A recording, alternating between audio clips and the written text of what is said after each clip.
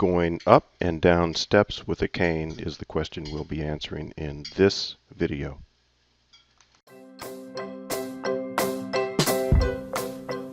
Hello, this is Brian from Simple Steps Mobility, and today we're going to talk about going up and down stairs using a cane.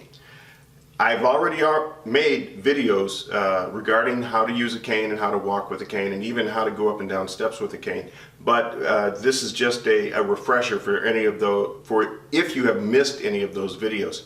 So when you're going up and down stairs, you always want to proceed with your strongest leg first. If you're going up, you want to push up or advance with the strongest leg first.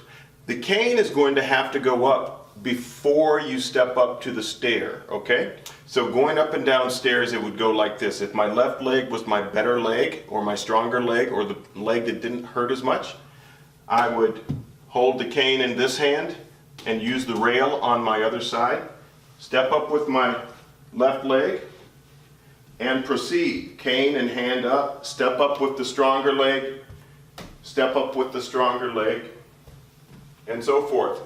If I'm coming down the stairs, I'm going to need to switch hands because I can't switch the rail, okay? I'm going to proceed down with my bad leg first, using my cane in the opposite hand. So just as when we were going up the stairs, we went with the hands first, we're going to go with the hands first again. Down, and then the bad leg down. Hands down, bad leg down first. Hands down, bad leg first. Proceeding here, cane, bad leg down.